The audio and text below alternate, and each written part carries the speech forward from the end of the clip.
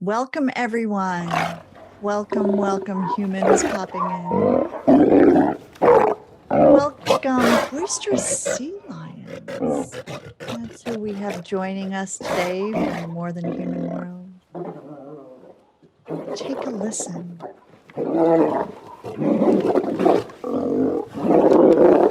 In addition to any cats or dogs or other animals you might be living with, today we invite sea lions. Okay, and I see the waiting room is closing. Everyone's here. Wonderful. Good afternoon, and welcome to the Compassion Consortium Sunday service. I'm Reverend Sarah Bowen. I'm joined today by co-founders Victoria Moran, Reverend William Melton, and Reverend Erica Allison. And as always, Phil is navigating us through the Zoomosphere. In order to ensure that we don't have a disruption during the service, we've also locked down the ability to show video, and our chat and whiteboard will be closed during the service. We also hope this helps you sink into your time here. You don't need to do anything, but just be here now. And we look forward to hearing from you during the fellowship time. We meet for Sunday service the fourth Sunday of every month. If you're new to us, welcome. We are an interfaith, interspiritual, and interspecies community. Interfaith means we welcome people of any spiritual or religious tradition or philosophy or path or system of meaning making, and we feature those within our programming.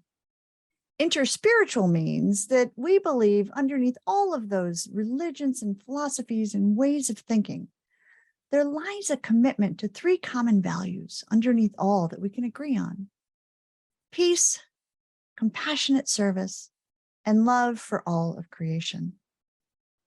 And finally, our community is interspecies, which means we desire to consider the lives of and the potential needs of and listen to the many, many, many, many species that we share this planet with. At the beginning of every Sunday service, I offer an acknowledgement based on whatever geolocation or habitat I'm speaking to you from. Now, I'm home today, but I'm going to offer you some thoughts about a place that I spent some time in earlier this month, Oxford, England, a land which was originally settled by the Mesolithic farmers after the last ice age and has seen plenty of human ups and downs since then. This region is currently home to more than 1,000 species of animals, including the hedgehog and vole, the kingfisher and swift. And sadly, I'll also note that several of the colleges in Oxford have resident tortoises as mascot, which compete in an annual tortoise race. I'm not real big fan of hearing about that. And also during his student days at Magdalen College, Oscar Wilde used to walk a pet lobster there on a leash. And then there's the Oxford dodo, stuffed in the University Museum of Natural History, the only example of a surviving soft tissue dodo in the world, an undeniable testament to the reality of extinction. And so it's not surprising that Oxford has been the home of some of the most intense ethical debates about the status of animals, dating back to at least the 1600s, when scientist Robert Boyle proclaimed that animals not only had the capacity for reason, but could also, quote, partake of that beam of divinity as well as we, end quote. It is at Oxford that Lewis Carroll and C.S. Lewis wrote anti-vivisection pieces and where Albert Schweitzer lectured on reverence for life. And it's also where the Reverend Andrew Lindsay stepped into the world's first post in theology and animal welfare, and where the Oxford Center for Animal Ethics was birthed. And its summer school, which is currently run by Claire Lindsay, Andrew's daughter, and a scholar and theologian in her own right. Since 2006, the center has been driving conversations that highlight the intersection and overlaps of human desires, animal needs, ethics, religious thought, and scientific knowledge, like we do around here as well. And so it was there that I found myself at the beginning of this month for the center's annual summer school, where I met 130 or so of today's visionaries who are pushing forth really creative ways to reduce the suffering of sentient beings, as well as living habitats. 3 days of lectures and panel discussions and deep, messy conversations inspired hope in me. Hope that collectively, humanity is indeed affecting public policy and law on behalf of other than human beings around the globe. I learned more about how to improve well-being for animals and humans who are stuck in situations of intimate partner violence. I learned the pros and cons of meat taxes, how to encourage biomedical institutions to cease using animals, how to use tax systems to stop CAFOs, and how humane education can improve children's test scores and empathy. And that's not all I learned, but that's all I have time to tell you about today. In summary, the time there showed me the necessity of finding out what specific institutions, systems, governments, organizations, and people care about, so that we can help make changes that address their pain points with solutions that also include side benefits of increasing the well-being of animals, habitats, and other sentient beings. In the 2 weeks since I've been home, I've been thinking about the innovators I met there and the visionaries here in our own community, and how both remind me of the prophets from our world's spiritual traditions. Historically, prophets had visions. Some of them, God spoke to them in unusual ways. For example, in a whirlwind or a flaming bush or in a bonfire.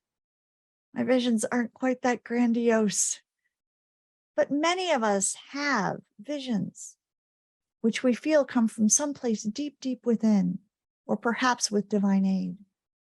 The communications that the prophets had led them to do things that others around them don't always understand, to act in ways that seem strange to some.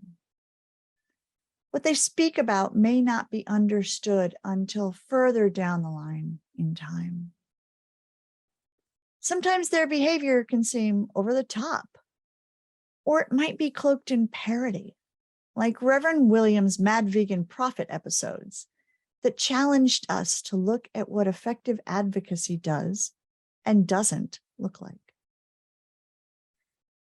Abraham Heschel, a Polish-born American rabbi, wrote an amazing book on the topic called The Prophets, which I highly recommend for any bookshelf and to read, not just put on your bookshelf, in which he reflects a prophet's true greatness is his ability to hold God and man in a single thought.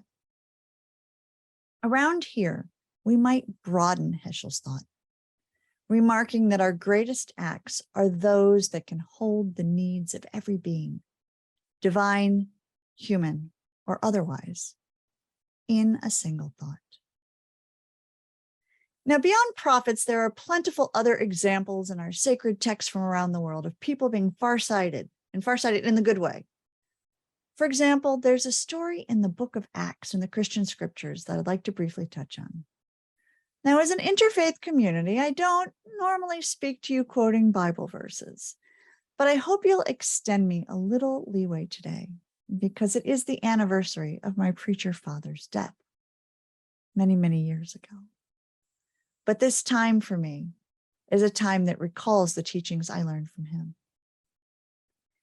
In this story, in this passage, as the disciples of Jesus are gathered together with others, they begin to speak with passion, filled with what is called the Holy Spirit, in many of the Bible versions we read now. And although the group spoke in different languages, they could understand each other, and not with like the cool technology we have these days. So they're amazed at this, and they're curious about what it means. So Peter stands up and addresses the group, and he uses words that are holy to him, but are originally attributed to the prophet Joel. They go something like this. In the last days it will be, God declares, that I will pour out my spirit upon all flesh, and your sons and your daughters shall prophesy, and your young men shall see visions, and your old men shall dream dreams. My father often preached on this passage, and he would suggest that we not read it as specific to a particular group of Jewish people who believed God was doing something new in the world at a particular time. But like all sacred stories, we could read this passage more broadly as a story about the winds of change that blow through human history. He would point to an important lexical implication that is often missed. In the thinking of the ancient world, young people were supposed to dream dreams, and old people were supposed to see visions. And setting aside any concerns we might have here about the words young and old, we can see that Joel's words flip what is expected, that he and Peter, and we can presume the divine, are telling us a time is at hand that the young will have visions and the old will dream. The consequence of this flipping of expectations of what is normal marks the beginning of a new way in the world that in Christian traditions we often call Pentecost. And it makes way for what is to come for that community. In today's service, we'll hear from Light about a vision that he and Son birthed for a gentle world, a vision that is now over 40 years old, being tended by people of all generations. You'll hear about an insightful course being led by two of our community, Hope and Cogen, at the new Jane Academy. And you'll also learn about the passionate vision of Reverend Erica and what she's birthing next into the world. As you hear these stories today, I invite you to reflect on your own dreams and visions. Those that are already present in your life and you're working very, very hard at, and those that might be looking for inspiration to be set free from deep within you or through a divine whisper. While we each might be speaking metaphorically different languages and be involved in specific activities, each of us, each of you is undeniably necessary, and our work is relentlessly holy. Over to you, William. Now is the time when we have someone from our community read our Tenets of Agreement. And these are very important to us. They are the whole foundation for why we exist. And so today, our Tenets of Agreement will be read by Diane Waltner. So Diane is an animal rights activist living in Wichita, Kansas, with her feline companion, Mandy.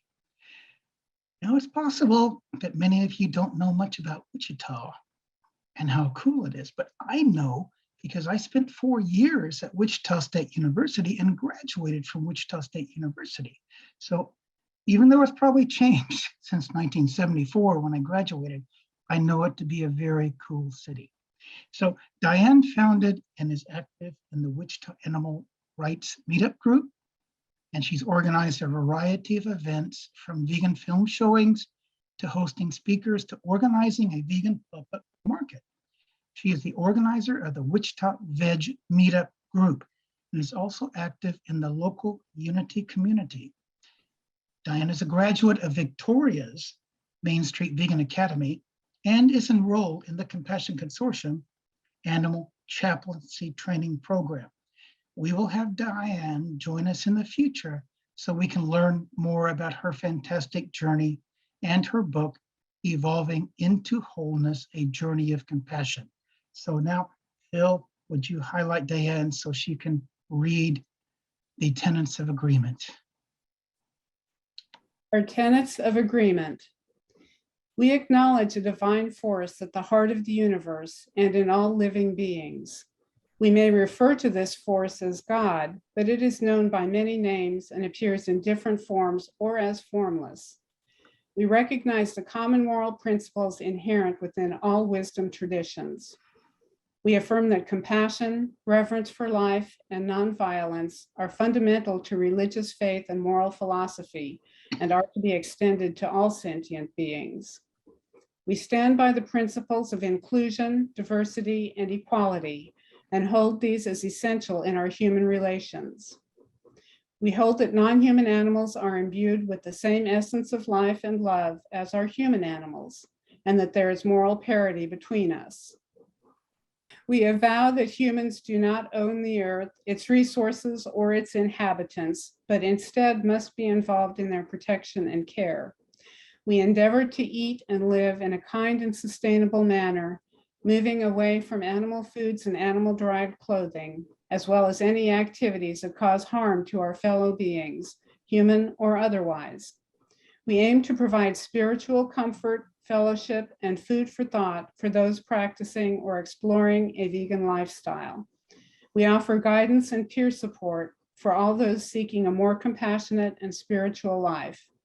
We commit to sharing these principles freely with humility and respect in support of non-human animals and the earth. All right, thank you very much, Diane. And I believe that now we will have our Song of Compassion. So I suspect that many of you don't actually know that this is National Dog Month. This is the month when we all celebrate and spoil our best friends, as though we don't do this every month. And a month, most importantly, in which pet stores increase their sales of dog toys and treats. So as you know, Victoria and I lost Ford, our best friend, a few weeks ago. So we are celebrating his life and the time we had with him. Today's Song of Compassion is My Dog and Your Dog Too by Carrie Newcomer. And this was suggested by Kay Sanders of our Compassion Consortium community. So Phil, please play the Song of Compassion.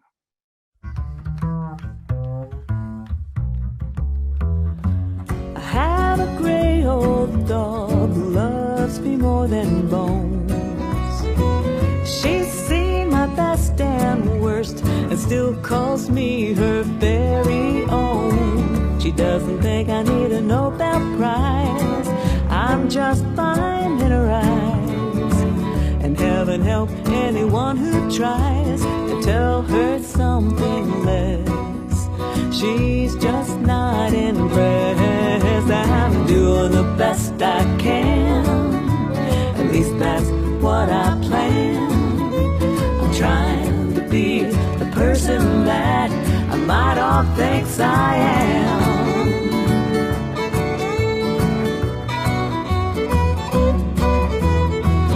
There's room to improve, my mother used to say. Don't let the big dogs get you down or get in your way. It just takes a little spit and shine, a little patience, a little time. When in doubt, just be kind, even to yourself. Not just everyone else. I'm doing the best I can. At least that's what I planned. I'm trying to be the person that my dog thinks I am.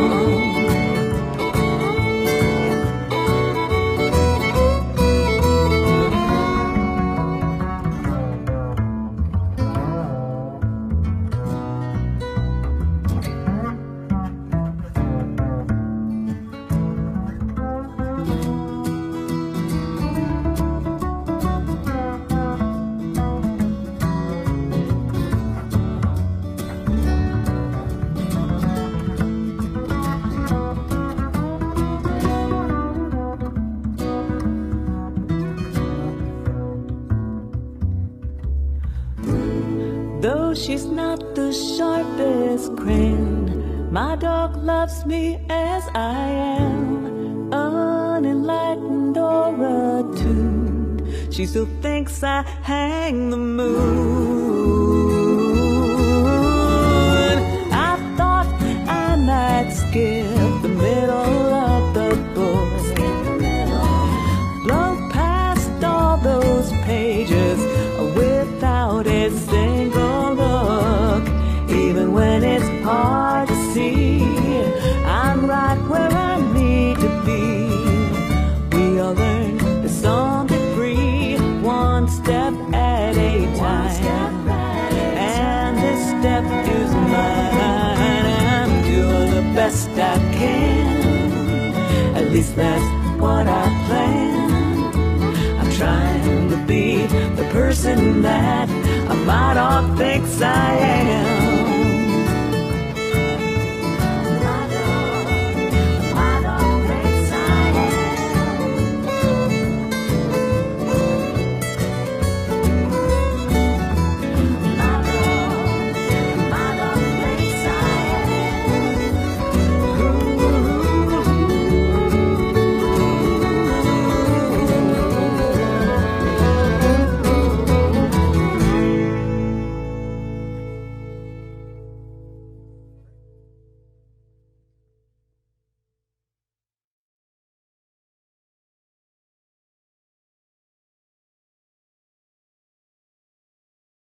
All right, puppies and babies. This is going to be our highest viewed episode ever. As we know, those are things people love to watch. I hope everyone enjoyed that song of compassion. It is time now. I'd love to invite you to join me in an interspecies spiritual practice. At the beginning of today, Rev Sarah explained what interspecies means. The invitation on these spiritual practices is always to invite anyone who shares your space with you to join in these practices too. Not forcefully, but just a nice invitation. Today's spiritual practice that we will be doing is a gratitude practice. And the first gratitude I'd like to share as we queue up this video, go ahead, Phil, and queue up the video, is I'm very grateful that I was able to go visit Rev Sarah's house in person.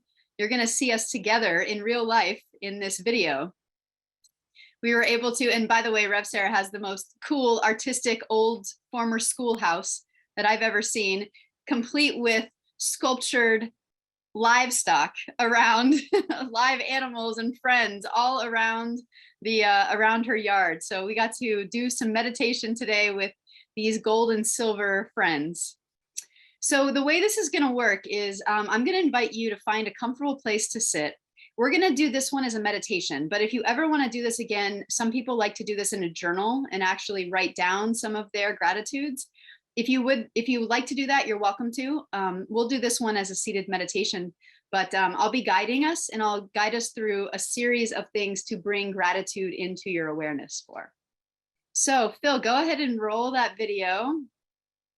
This is our little twilight meditation. You're going to hear the sounds of a lovely upstate New York twilight time meditation. So I'm going to invite you now, as Sarah and I are doing, to go ahead and find a comfortable place to sit. If you're comfortable sitting or standing, however you'd like to be, find a comfortable place. And when you feel ready, go ahead and just drop into a deeper state. Take a few breaths and really allow that breath to come into your heart. When we do gratitude meditation, our mind and our hearts are going to work together, because even if our mind shares with us an object of gratitude, The goal is to allow that object to drop into the heart so that you can feel the full feeling of gratitude that goes along with that. So we're going to begin with the first ring of gratitude, just bringing awareness to all things related to yourself. This may be your health, and that health could be your physical health, your mental health, your emotional health, your spiritual health. Just begin to bring to mind things about yourself that you're grateful for. Think about your senses of sight, senses of hearing, smell, taste, touch. To whatever extent you have access to those senses, really allowing your heart to feel the gratitude for how you move through the world, how you are able to experience the world.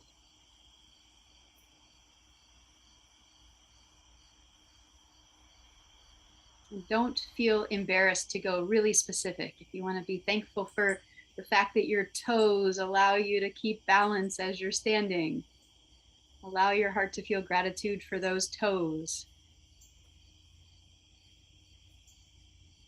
And again, for this first round, just take an inventory of things about yourself that you are grateful for.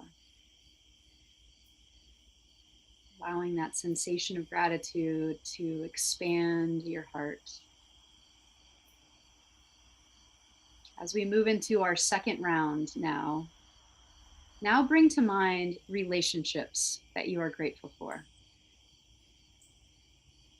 This may be people, this may be non-human beings.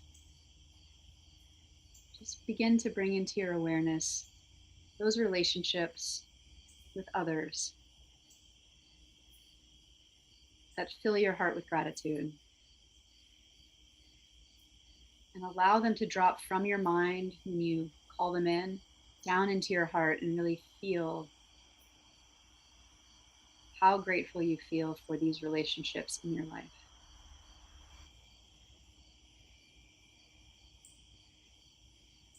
You can start with those closest to you, and you're welcome to begin to widen your circle of relationships to those you may know less well, and possibly even to those that you just happen to cross paths with today. Feeling your heart full of gratitude for others. We move now into our third ring of gratitude, the environment around us. So now calling to mind things about this planet that you're grateful for. Things as basic as the ability to breathe and the air that surrounds us. And allowing the gratitude to extend also to some of the tangible things in your environment that just increase your ability to feel comfortable. The roof over your head, other features of your environment that fill your heart with gratitude when you pause to think about them.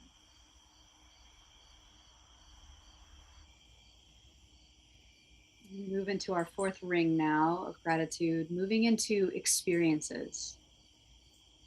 Just allowing your mind to recall any experiences that you are so grateful you got to experience while you were here. Things you've been a part of, things you've done, dreams that have come true. Perhaps this is when you bring to mind experiences you may have had with the divine, with the great mystery. Allowing those experiences to fill your heart with gratitude.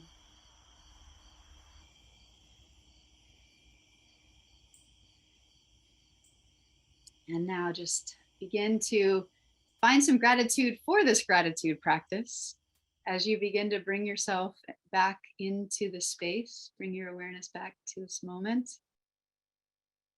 You might not have noticed, but Rev Sarah and I did a little stretch. If you want to do a little stretch as you bring yourself back, and a little bow of gratitude for the time that you just spent and for the attention you were able to give to the things you're grateful for. I want to take one moment to share something I'm exceptionally grateful for, as well as an announcement. You might have heard, if you were paying close attention to Rev Sarah's sermon, an interlude about a vision that I have. I have an exciting announcement to share. I've been invited to join a professional speaking team, and I've just been signed on as a professional speaker with a group that will enable me to now go travel around and speak around the world. My target audience is youth, so I'll be doing motivational and inspirational speaking with youth. And I'm very excited. Thank you for the claps. I'm very excited to share this. I'm very excited to be able to just be a role model of queerness, veganism, all the things that I represent, resilience, all the things I represent in the world, to be able to be this for youth and hopefully share with them and give them the opportunity to find that in themselves as well. Along with this announcement, I must share the somber news that this will take me away from my role here at the Compassion Consortium. So I will be turning my ministerial hat over to the capable hands of Rev William, Rev Sarah, and Victoria. But I will always have deep in my heart the fact that I got to be part of the creation of this amazing community. And I plan to stay a part of the community, just not in the leadership position that I've been holding. So I'm very grateful to have met all of you, to have been a part of this, and we'll share more, but that's how I want to leave it right now at this gratitude practice. And with that, I'm very excited to turn things over to Victoria for our interview with our two special guests today. Oh, thank you so much, Reverend Erica. We are going to miss you like crazy, but oh my gosh, I love what you're going to be doing in the world. It's just wonderful. As windows closed, doors open. It's all good. So bless you in every way. And I am so excited about our wonderful guests today. And I'm going to do something I've never done before in an introduction, and that is call out some of the people who are visiting us today, people who I think are just about all first timers for us, but these folks that I'm going to mention go way back in the animal rights and vegan movements, and they've done so much for the movement. And I think they're here because of Light, founder of Gentle World, and our special guest. So next month, we're going to be celebrating the people who are here all the time, our members, our regulars. But I do today just want to do a special shout out. And if there's anybody, whose name I should be seeing that I didn't, my apologies. But Carol Barral, who is just a legend in vegan yoga. Mark Bronstein, author of one of my favorite books of all time, Radical Vegetarianism. Linda Middlesworth, who is the quintessential animal rights activist and co-founder with her late husband of V-Dog Dog Food, and Flowers Fields, who is a part of Gentle World, founded by Light, our special guest today, and a wonderful, wonderful activist in that context and beyond. So welcome to you and to everybody else. We're so happy to have you here. Now, back in 1970, when Gentle World founders Light and his late wife's son became vegan, there was no animal rights movement. There was no online education, and there were no other vegans that they knew of, and no word that they were aware of for what they were doing. Well, guess what? They did it anyway. And today we are welcoming Light and Gentle World Outreach Director Angel Flynn as our very special guests. Welcome, Light and Angel. Thank you for having us. We're very happy to be here. Thank you for that introduction.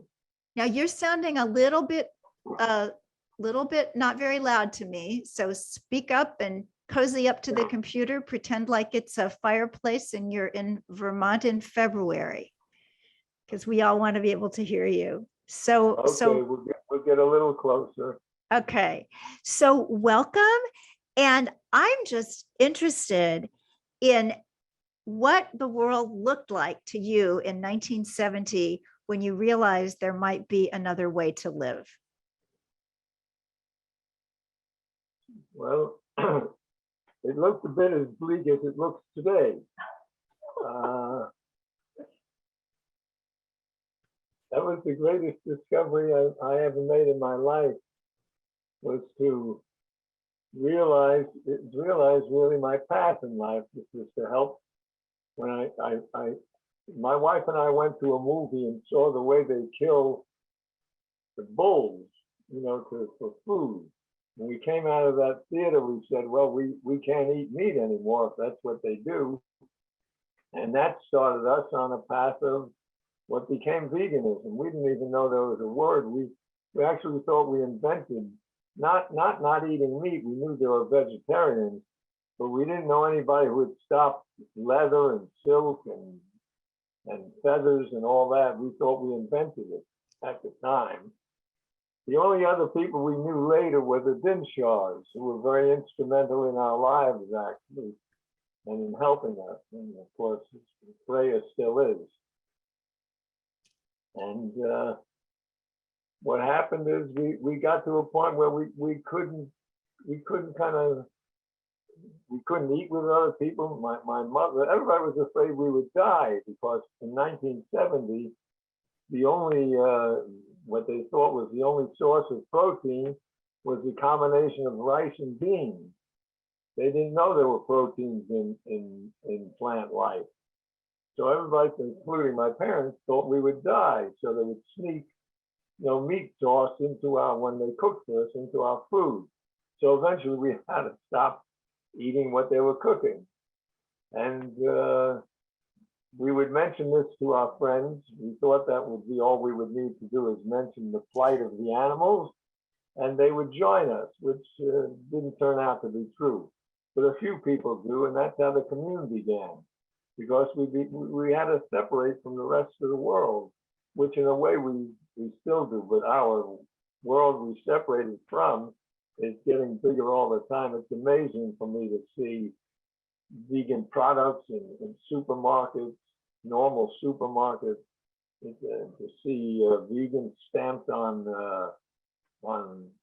different areas, not only food, but TV and everything, where they mention vegan not as a joke anymore, but as a real progressive move. And that can only get better, because it's an idea whose time has come, and we know what that means. Yes. Once an idea's time has comes, there's no turning it around. Oh, that's beautiful. So how did it go from you and son being vegan to Gentle World, an intentional community? Well, my folks owned a resort hotel in the upstate New York in the Catskill Mountains, if anybody knows where that is. And there were all the staff were young people, and of course we would talk to them about what we had learned, how they herd animals. That's our dog celebrating the dog month. And eventually the world was a place that didn't understand, and still doesn't understand the truth of that. It was the first time I knew an irrefutable truth. It was the first time. Everything else I knew at the time, I was about 29. It could have been refuted by somebody. I thought I knew this, I thought I knew that, but if some expert came along, they could disavow me of that thought, because it wasn't ingrained in me. But the fact that the animal abuse was cruel and cruel was wrong was an irrefutable truth. It's still an irrefutable truth. And it's really all you need to become vegan. It's the opposite of that is cruelty. And we can't live with cruelty on this planet, as we're seeing more and more with wars going on and talking about nuclear war. It's I hate to say, but it's a bit of an insane asylum. And that's one of the most insane things they do, is kill. And the separation of killing animals and killing people is not separate. It stems from the same lack of empathy, which has to change. And I do see it changing. It's the most hopeful thing I see on this planet, is the move toward veganism. At least in this country, I'm not familiar, outside of here, but I see what's happening here. It's just getting more accepted. It's a wonderful thing, and it's miraculous for me to witness, actually, after 52 years of being vegan, to see it finally, receiving acceptance from people I never thought it would. Oh, so true. So either one of you, Light or Angel, just tell us a little bit about the mission of Gentle World. What do you guys do, and what do you hope to effect? Well, it started as an intentional community, and as we were discussing, Light and Sun became vegan at this time when nobody else was. And as they were talking to people about it, those people who understood and felt the same way kind of wanted to join forces. So it became, a commune, or what you would call an intentional community.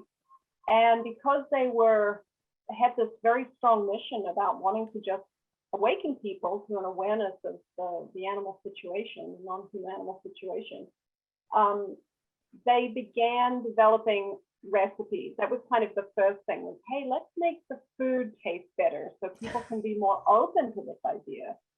And in 1981, they published the very first full-length vegan cookbook in the United States. And with the publication of that book, Gentle World actually became an educational organization, a nonprofit 501c3. And so at that time, it kind of became, okay, well, what is this mission? It's to awaken people to this vegan awareness. And so following on from there was cooking classes, seminars, workshops, consultations, just anything that they could do as a group of volunteers to help raise vegan awareness. And following from that was some major events like 2 celebrity banquets. I wasn't there for these times, so I have the broad strokes, but those are some major accomplishments. And also the publication of two of the first vegan nutrition books in the 1980s, Dr. Piper's book, Vegan Nutrition, Pure and Simple, and Pregnancy Children, the Vegan Diet.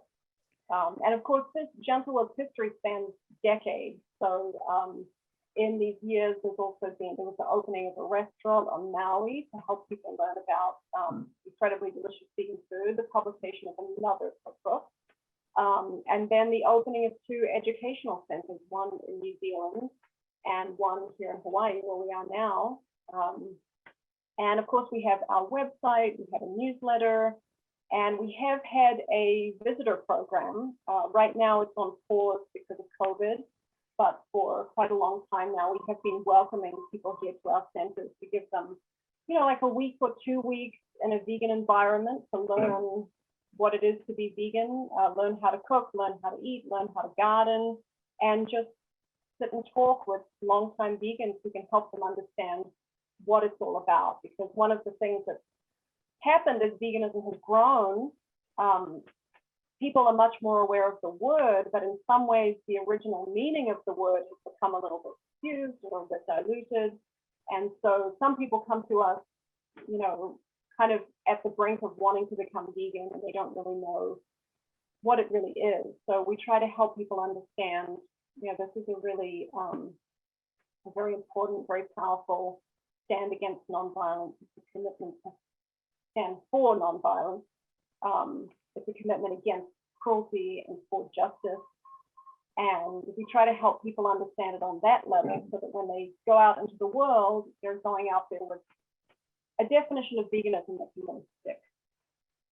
If I may, we became the food people. That was our approach to having people convert to veganism, was to make the food delicious. Otherwise, who was going to change? So we became the food people. We learned, at the time, we had the best vegan chef that we knew of in the whole country.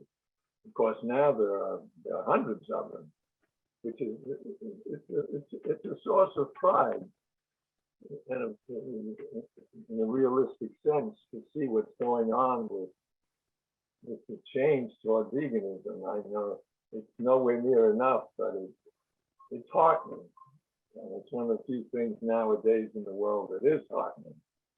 So we became the food people. We made, including opening a restaurant, on our door where McDonald's has that billion served, we had over our door a million saved, which I thought at the time, and still do, was kind of cute and meaningful.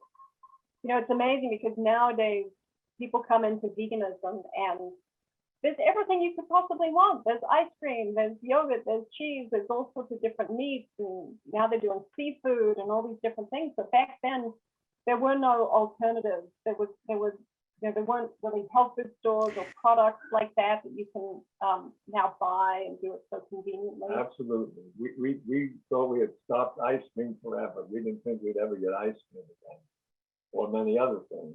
Shoes, we had to travel, I don't know, halfway out west to get a pair of non-leather shoes.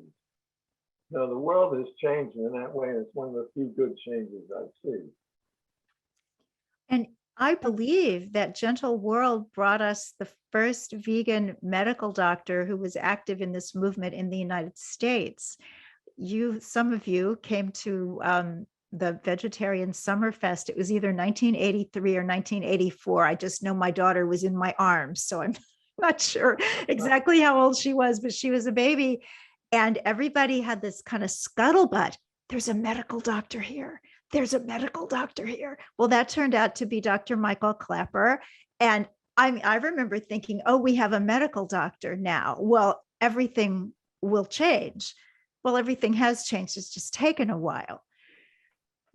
But you have Dr. Clapper is still doing amazing work. He's an absolute powerhouse and just seems to do more and more every year. It's absolutely amazing what he's doing for the world, educating the medical students and everybody in the medical profession. He's trying to provide really excellent educational resources. Yeah, wonderful man. And he lived with us, about 5-6 years, I believe.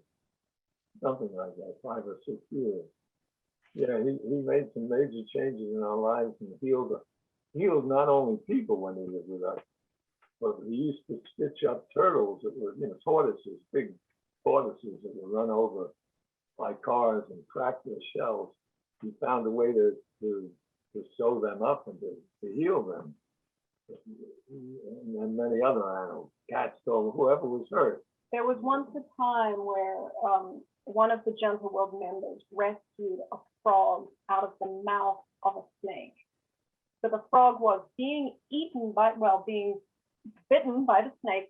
One of the members pulled the frog out, and Dr. Clapper stitched the frog up, which is just an incredible story, because you think about when doctors go through medical school, it's kind of an unavoidable part of medical school, at least back then, from what I understand. They dissect a lot of frogs.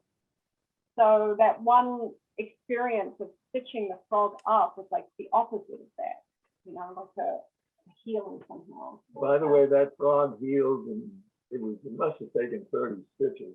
It healed in about 3 or 4 days, and we put it in our lake, which was a very happy moment to see that frog swim with great alacrity.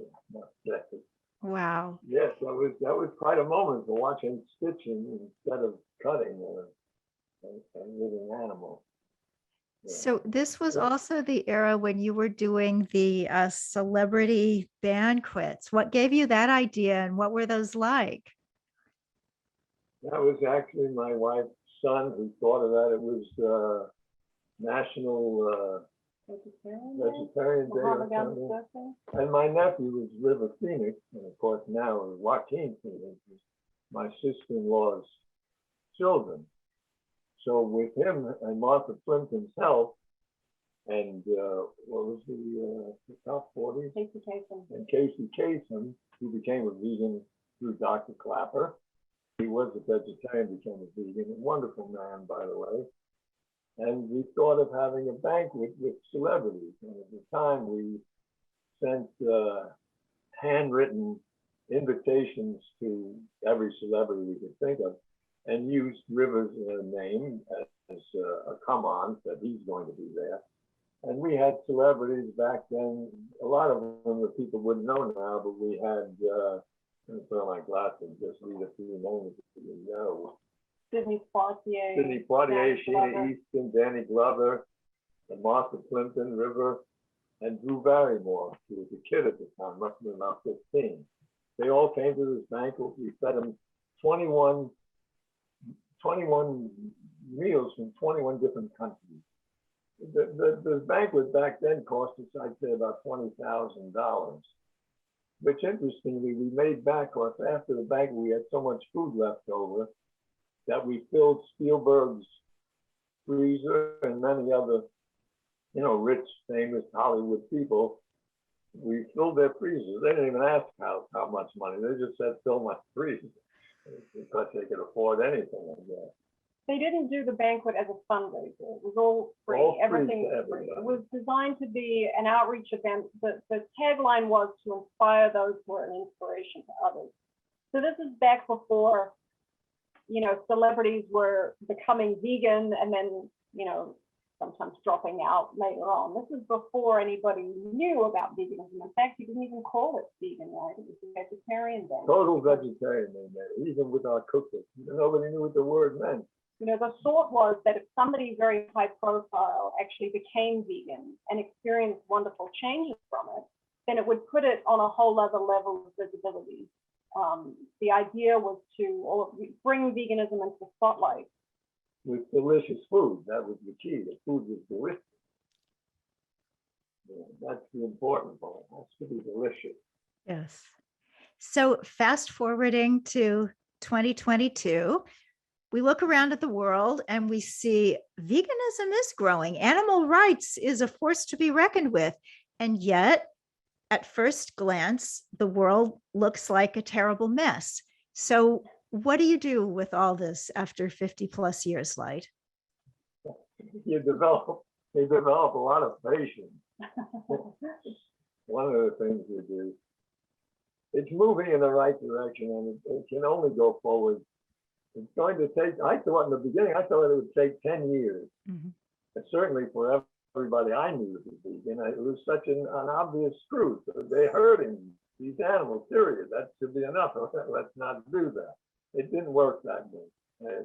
Often that's 52 years ago. So I wasn't right about that calculation.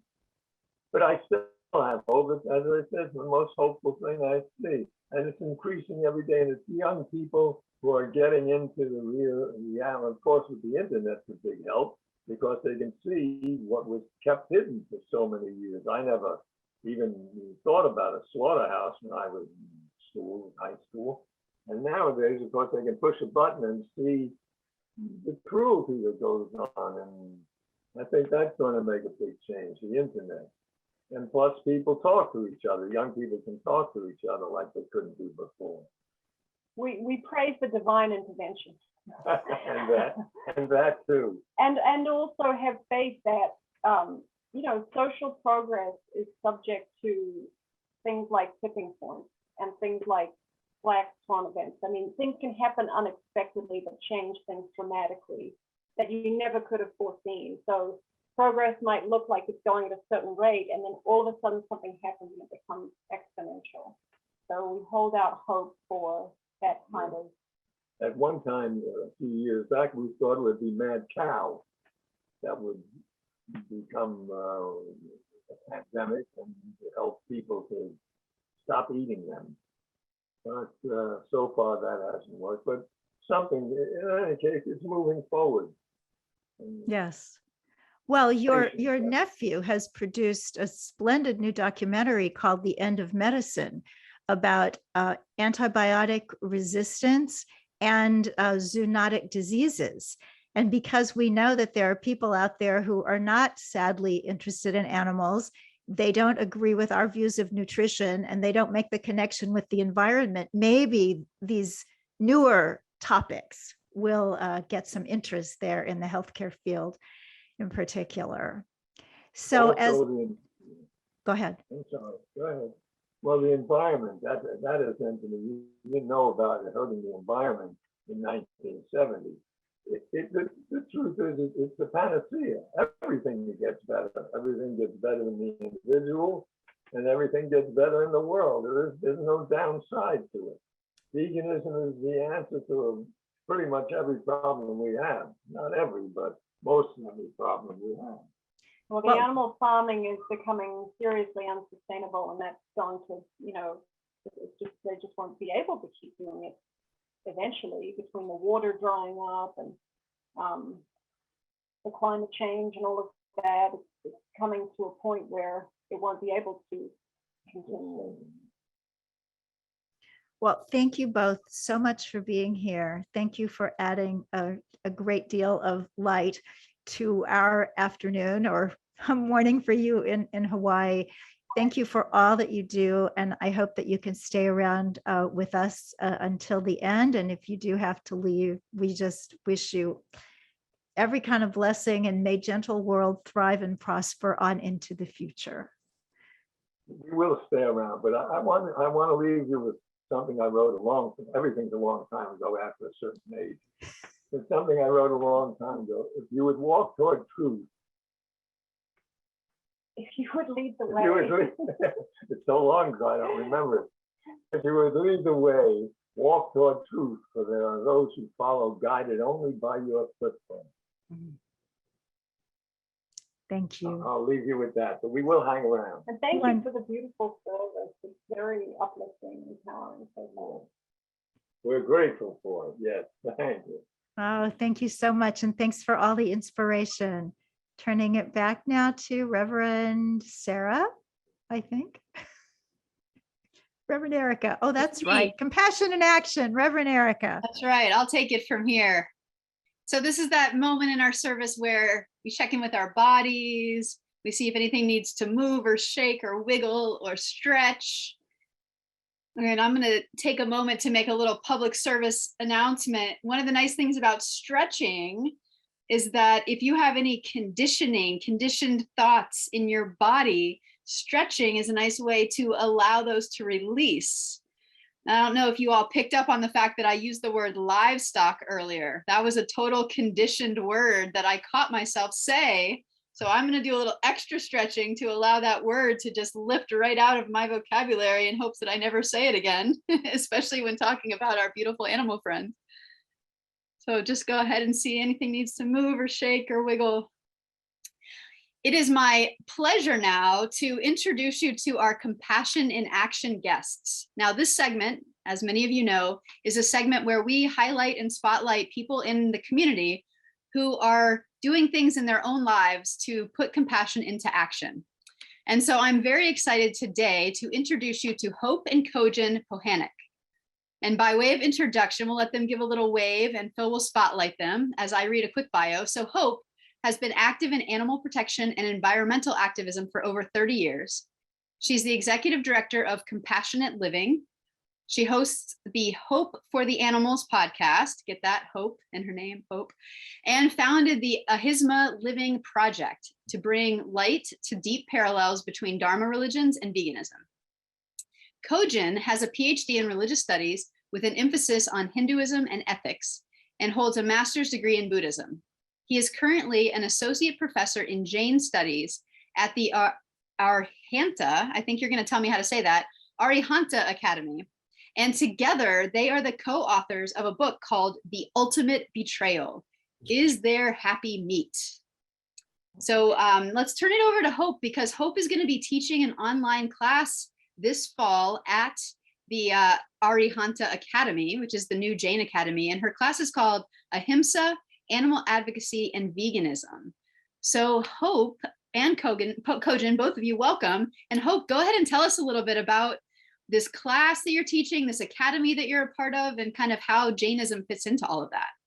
Yeah, well, thank you so much for having us. We love the Compassion Consortium. We come every Sunday that we can, and it's a beautiful, beautiful gathering. We call it Vegan Church. We just love it. So thank you. So I am very proud to be teaching this class. It's at Arihanta Academy. You said it perfectly, Erica. And Kojin and I both teach there. He's been teaching there the last couple of semesters. This is a new class for me, Ahimsa, Animal Advocacy and Veganism. This online Jain college, and Jainism, just to back up a little, is one of the three main Dharma traditions. We heard from Dr. Tushar Mehta on the last Compassion Consortium. He was the guest, so you heard a lot about Jainism, along with Hinduism and Buddhism. It's one of the Dharma traditions. And their main principle, their most treasured focus is ahimsa, which is a Sanskrit word that translates to non-violence or non-harming. And we're seeing now these connections with the vegan community recognizing this word and seeing something there, and the Jain community really seeing this as an opportunity to embody and embrace their tenets of ahimsa in a modern context, going vegan. So these two worlds are kind of coming together. It's very exciting. And I'll be teaching this class, Ahimsa, Animal Advocacy and Veganism, starting on September 24th. It's a 6-week course on Saturdays. And I'm very, very excited to bridge these two worlds, bring these two worlds together, and really explore that. Do you want to talk a little about any of that? Oh, yeah. Well, you can go to our website, arihanta-academy.com, and you can see a lot of the course listings that we have. But it's one of the central missions of our institution, and we're working towards being a fully accredited university offering graduate programs. And one of our main areas of emphasis is veganism and animal rights, specifically animal advocacy, et cetera. So we have a variety of different courses and programs that intersect between Jain tradition or other Dharma traditions in animal advocacy. I have a upcoming webinar on September 14th at 5 p.m. Pacific. One of my other colleagues, Dr. Christopher Miller, he teaches variety courses and does all kinds of vegan outreach through the Jain Vegan Initiative as well too.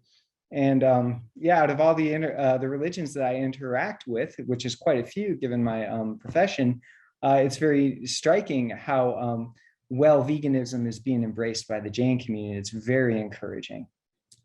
Beautiful. Thank you both for sharing. And just to confirm, so anybody could take these classes? Do you have to enroll as a student in the university, or can you just sign up for the class? Well, you enroll as a student, but you don't, it's not like a, college that you have to actually, well, you can sign up for the class. It's very easy. we at this point, all of our courses are being offered as community courses. Right. So they're not accredited at this point.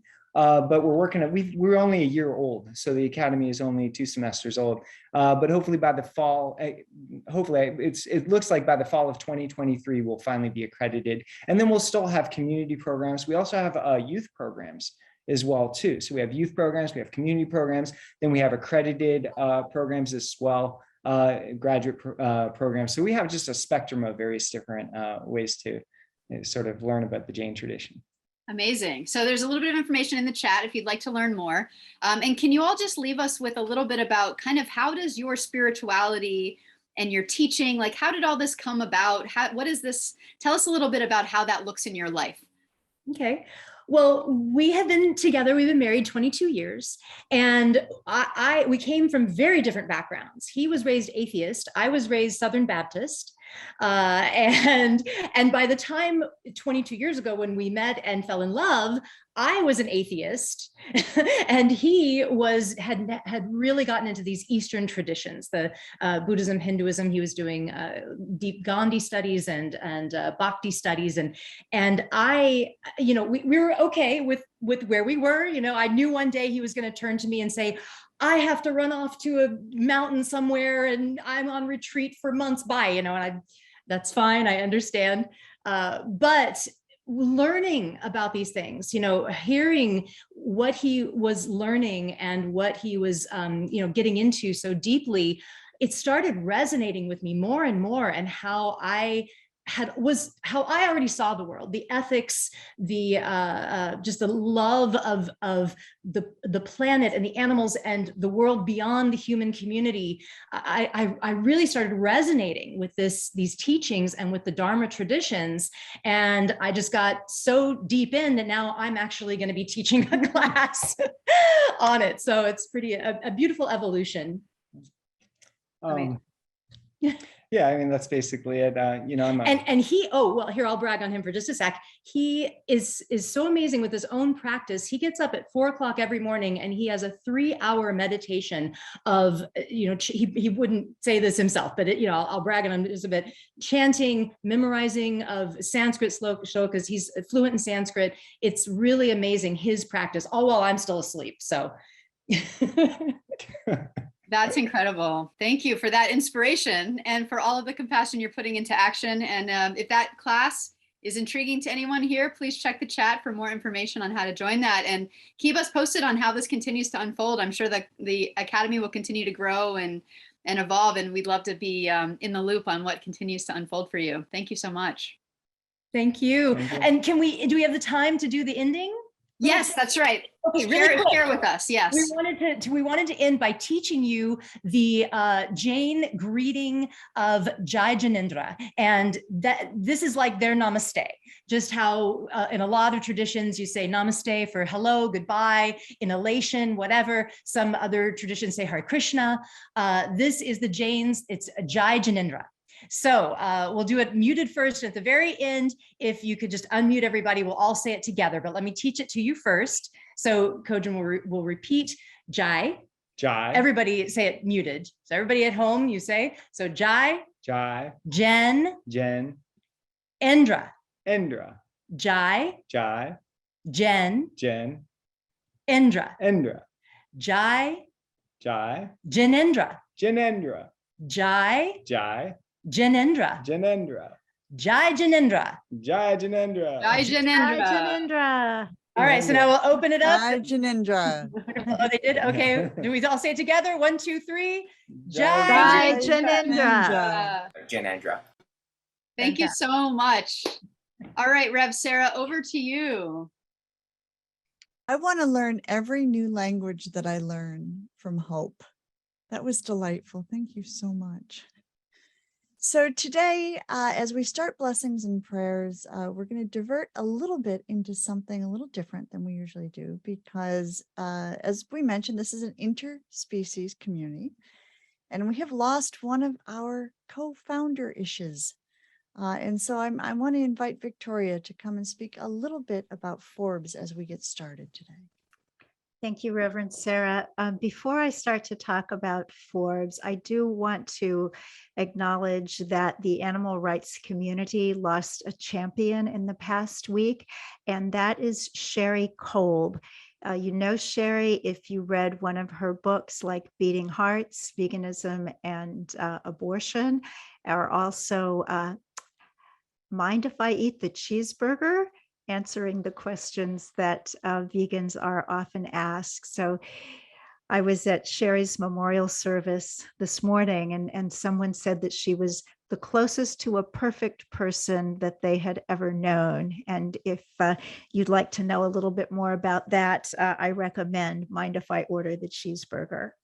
So now I do want to turn to the family member that William and I lost this month, and that is Forbes. And you can see him here. I thought I would pick a couple of spiritual pictures. One, he's praying, the other, he's doing yoga, because he was that kind of dog. When I met Forbes, he was in a cage at an adoption event. He was skinny and scruffy, suffering from heartworm disease. But when I took him out to walk him, I kept hearing a quotation from Charlie Chaplin. Chaplin had said, "To believe in yourself, that's the secret." When I was in the orphanage, when I was on the streets trying to get something to eat, I saw myself as the greatest actor in the world. That was the exact energy that I got from Forbes. He was so sure that he was magnificent. And I would go as far as to say he was so sure that he was divine that I just couldn't take my eyes off him. I couldn't take my mind off him. And he pretty much said, if you take me home, you're never going to regret it. So we did, William and I, and we found that he became our healer. Was an incredible empath. We called him Dr. Forbes. He was our best friend, but he was also our son. He loved being in a two-parent family, because whenever we would walk him down the hall and the two of us were together, he would look behind him. And a minute or so later, he'd look behind again. He wanted to make sure that we were all there. So some people have said, well, why did you name him Forbes? It was because we had a pretty good idea that he was one of the 500 best dogs. So Forbes really fit. Now, we are urban people. And yes, Forbes liked going to the park and the dog runs, but he really liked Marshalls and Bed Bath and Beyond. He liked hotels. He liked buses and taxis and subways. And whenever he was on public transportation, everybody wanted to just get their hands on him. And even though I'm a dog petter myself, I didn't really understand this almost fighting need to get through a crowd to get a hand on this dog. And I learned what that was about at the Cathedral of Notre Dame in Paris. I went there in 2015, and it happened to be the period when they bring out a holy relic that supposedly touched Jesus the Christ. And I didn't really believe it was really that, but just in case, I stood in line for 3 hours with hundreds of other people to just get close to this thing and touch the case it was in, because if maybe it touched him, I knew that touching that case would be important for me. When I came back home and everybody wants to touch Forbes, I got it. That when somebody is so pure and so connected to their divine essence, all the rest of us think, just let me touch that for an instant and I'll be healed too. Forbes healed a lot of people. And I certainly wish in the end that we had been able to heal him. We didn't even know he was sick. We thought he had hurt his back a little bit. But what happened was he had a very aggressive cancer and he was gone after 12 days. He lived absolutely fully up to his very last moment. And I promised him that I would do that too. And William, I know, has made promises to Forbes as well, because we were a threesome of soulmates, that's for sure. Rest in peace, Forbes, friend, healer, New Yorker.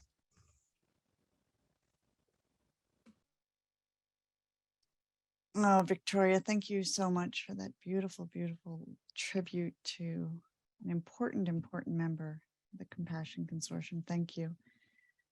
So as we enter blessings and prayers, I want to have you all just take a deep breath. As we start by our process of witnessing losses, of challenges, and we touch on our joys too. In addition to Forbes, did you know that 6.5 million dogs per year get canine cancer in the US?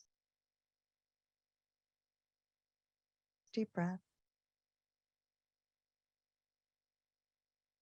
About 1 billion birds die every year from striking the windows of people's homes and other buildings in the US.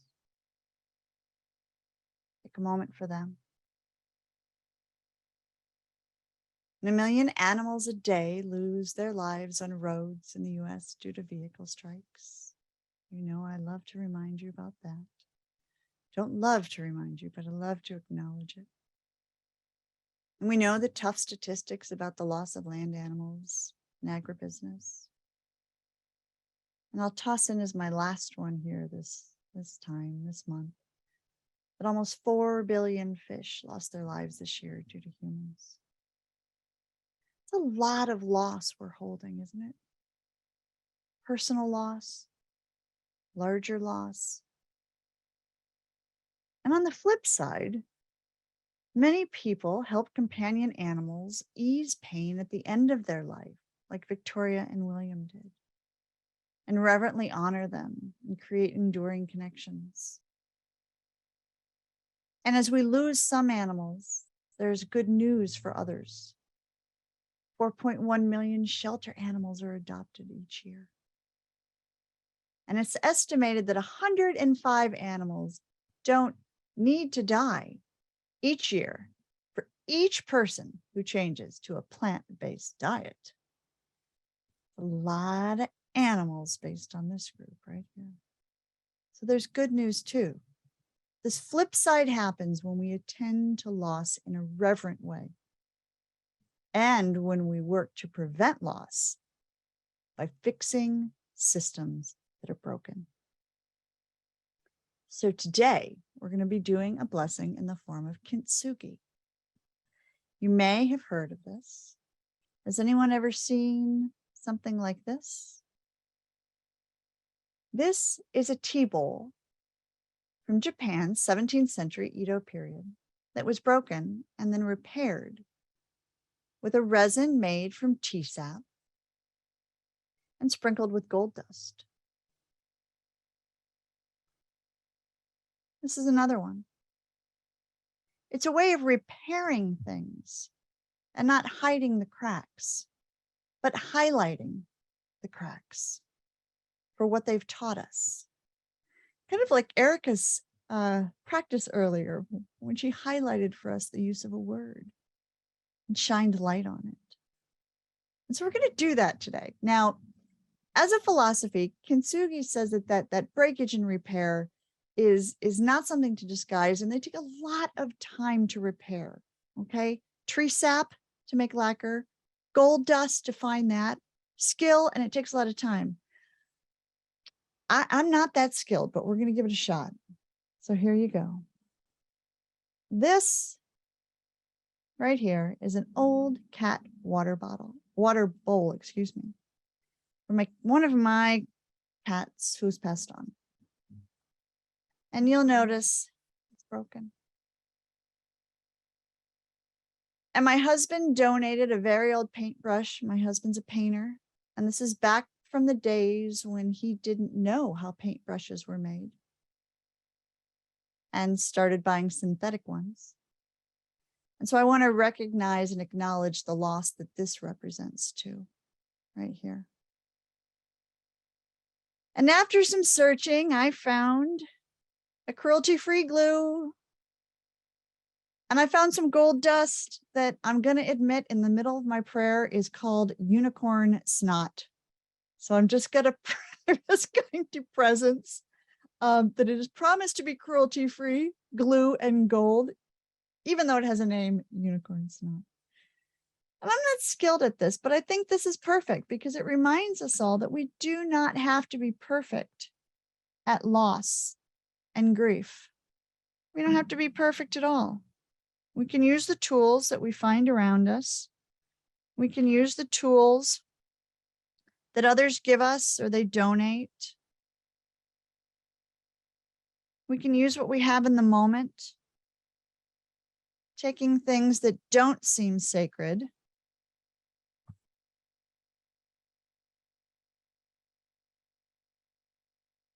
and making them sacred just by our intention.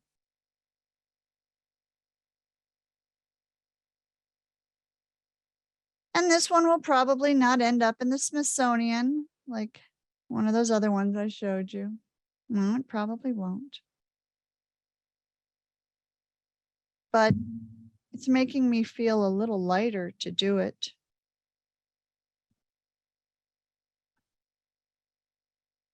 To repair that which is broken.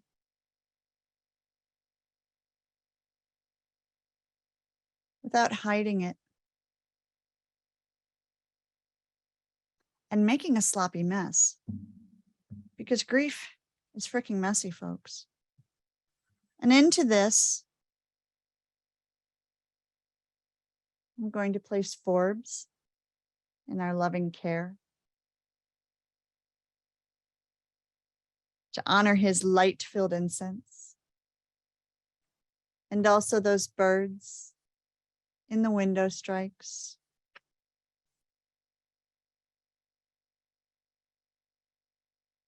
Those squirrels, especially one squirrel that Phil was involved in trying to help this week, had a concussion.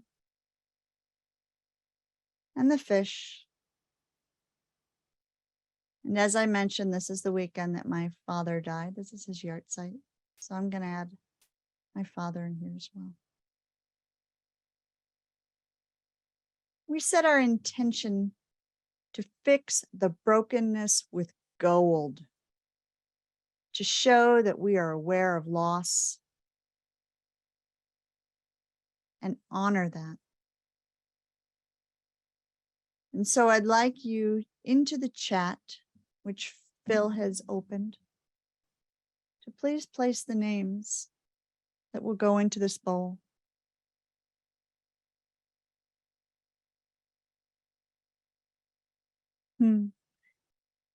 Ernie, the goldfish. Not sure if Ernie's going over the rainbow bridge or swimming underneath the bridge. We're going to add Ernie in there as well. Anyone else who you've lost? Any system that is broken? Anything that needs to be repaired? Victoria adds Sherry. We add in Bronco, the big Colorado mutt. If you're having a problem chatting, you can also chat to me and I can read it aloud. Sometimes when we open the chat later. A tortoise, some rats, Paddington, Aaron, Sweet Bunny, a human friend, Mimi, Ned the Basset Hound, Gracie the dog, Chumley. For all of these, pair of pigeons who died together after being hit by a car. Amy puts a whole bunch of folks in here. Jesse, James, Greta, Tarzan, Kristen, Ginger, Snapper, Sugar, Coffee, Keys the cat, Damon, Mylan, Rescue Dog Alfred. They're all in the bowl, folks. The Buddy the Puffer. The dying sea lion met on the beach. Oh, Dave. We opened with sea lions and then here they are. Freya the walrus. Take a deep breath as these names continue to come in and come into this bowl. I will be printing out the chat. I will be placing this in the bowl. It will go into my altar with all the other activities that we do here. Take a deep breath.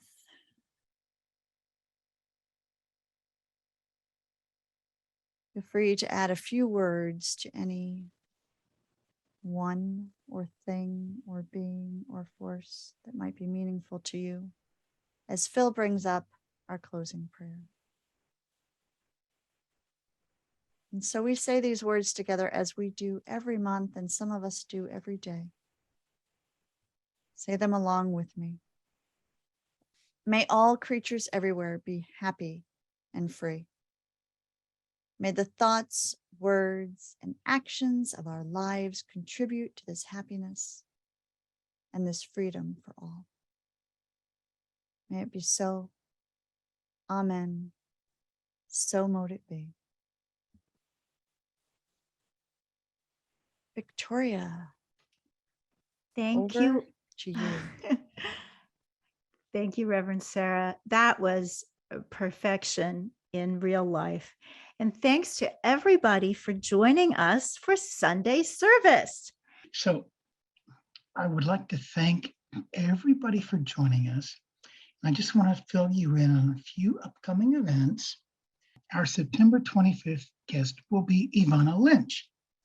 So as a team, Ivana captured the hearts of everyone in her role as Luna Lovegood in the final 4 Harry Potter films. But she is now an ardent animal rights activist and author of the powerful autobiography, The Opposite of Butterfly Hunting. So this service will also thank and highlight Compassion Consortium members and introduce new perks for new and existing members at both the belonging and engaged levels. So our next engaged members spiritual practice session will be at 8 p.m. on Monday, September 19th. And Reverend Sarah will lead the practice, and the subject is centering prayers for cephalopods, which, Reverend Sarah, I'm pretty sure that means octopuses. Well done and well pronounced. I had to go all the way to England to learn how to pronounce that, Williams. Okay. So if you did enjoy the service and you want to support our programming, we encourage you to donate on our website or through the link posted in the chat box, or consider becoming a member. And then finally, we hope that you'll be able to join Erica, Victoria, and Sarah with Reverend Carol from the Spiritual Forum at the Unity Village Retreat, which is near Kansas City, October 28th through October 31st. And there will be a Halloween party with costumes. So I wish I could be there. Anyway, I think I'm done. Reverend Sarah, are we back to you? Thank you, everyone, for coming to Compassion Consortium's Sunday service. We hope to see you next month.